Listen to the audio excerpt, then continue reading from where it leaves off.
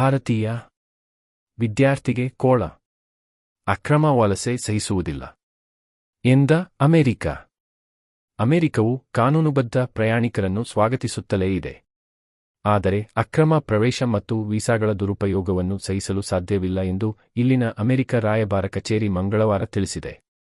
ರಾಯಭಾರ ಕಚೇರಿಯು ex post ಮೂಲಕ ಈ ಬಗ್ಗೆ ಸಂಕ್ಷಿಪ್ತ ಹೇಳಿಕೆ ಹಂಚಿಕೊಂಡಿದೆ. ಅಮೆರಿಕವು ದೇಶಕ್ಕೆ ಕಾನೂನುಬದ್ಧ ಪ್ರಯಾಣಿಕರನ್ನು ಸ್ವಾಗತಿಸುತ್ತಲೇ ಇದೆ.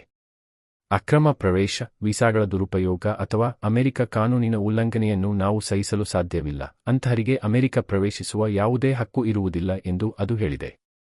ಅಮೆರಿಕದ ನ್ಯೂಯಾರ್ಕ್ ಲಿಬರ್ಟಿ ವಿಮಾನ ನಿಲ್ದಾಣದಲ್ಲಿ ಭಾರತೀಯ ವಿದ್ಯಾರ್ಥಿಯನ್ನು ಕೈಕೋಳ ಹಾಕಿ ನೆಲದ ಮೇಲೆ ಉರುಳಿಸಿರುವ ವಿಡಿಯೋ ಮತ್ತು ಚಿತ್ರಗಳು ಹರಿದಾಡುತ್ತಿದೆ.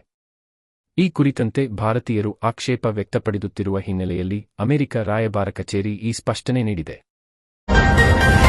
2025ರೊಳಗೆ ಭಾರತದ ಜನಸಂಖ್ಯೆ 146 ಕೋಟಿ ತಲುಪಲಿದೆ. 2025ರೊಳಗೆ ಭಾರತದ ಜನಸಂಖ್ಯೆಯು 146 ಕೋಟಿಯಾಗಲಿದ್ದು ಜಗತ್ತಿನಲ್ಲೇ ಗರಿಷ್ಠವಾಗಿದೆ ಎಂದು ವಿಶ್ವಸಂಸ್ಥೆಯ ನೂತನ ಜನಸಂಖ್ಯಾ ವರದಿ ಯುಎನ್ಎಫ್ಪಿಎ ತಿಳಿಸಿದೆ. ಇದೇ ಸಂದರ್ಭದಲ್ಲಿ ದೇಶದ ಒಟ್ಟು ಫಲವಂತಿಕೆ ಫರ್ಟಿಲಿಟಿ ದರ ಸರಿಪಡಿಸಲಾಗದಷ್ಟು ಮಟ್ಟಕ್ಕೆ ಕುಸಿದಿದೆ ಎಂದು ಅದು ಕಳವಳ ವ್ಯಕ್ತಪಡಿಸಿದೆ. ಒಟ್ಟು ಫಲವಂತಿಕೆ ದರ ಕುಸಿತದ ಬಗ್ಗೆ ಗಾಬರಿಪಡುವ ಬದಲು ಸಂತಾನೋತ್ಪತ್ತಿ ಗುರಿಗಳನ್ನು ಈಡೇರಿಸುವ ಬಗ್ಗೆ ಹೆಚ್ಚಿನ ಗಮನಹರಿಸಬೇಕೆಂದು ಯುಎನ್ಎಫ್ಪಿಎನ 2025ನೇ ಸಾಲಿನ ವಿಶ್ವ ಜನಸಂಖ್ಯಾ ಎಸ್ಡಬ್ಲ್ಯೂಪಿ ವರದಿ ತಿಳಿಸಿದೆ.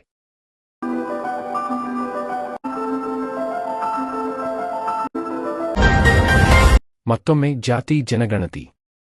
ಕಾಂಗ್ರೆಸ್ ಹೈಕಮಾಂಡ್ ಸೂಚನೆ.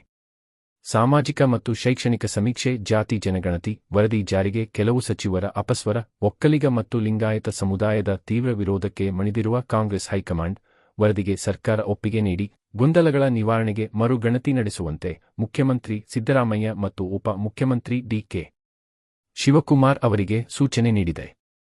2015ರಲ್ಲಿ ಹಿಂದುಳಿದ ವರ್ಗಗಳ ಆಯೋಗ ನಡೆಸಿದ್ದ ಜಾತಿ ಜನಗಣತಿ ವರದಿಯ ಕುರಿತು ಚರ್ಚಿಸಲು ಇದೇ 12ರಂದು ವಿಶೇಷ ಸಚಿವ ಸಂಪುಟ ಸಭೆ ನಿಗದಿಯಾಗಿದೆ. ಈ ಮಧ್ಯೆ ಉಭಯ ನಾಯಕರನ್ನು ದೆಹಲಿಗೆ ಕರೆಸಿಕೊಂಡು ಚರ್ಚೆ ನಡೆಸಿದ ಎಐಸಿಸಿ ಅಧ್ಯಕ್ಷ ಮಲ್ಲಿಕಾರ್ಜುನ ಖರ್ಗೆ ಲೋಕಸಭೆಯ ವಿರೋಧ ಪಕ್ಷದ ನಾಯಕ ರಾಹುಲ್ ಗಾಂಧಿ ಜಾತಿ ಜನಗಣತಿ ವಿಚಾರದಲ್ಲಿ ಯಾರ ಅಪಸ್ವರವೂ ಇಲ್ಲದಂತೆ ನೋಡಿಕೊಳ್ಳಬೇಕು ಎಂದು ನಿರ್ದೇಶನ ನೀಡಿದ್ದಾರೆ.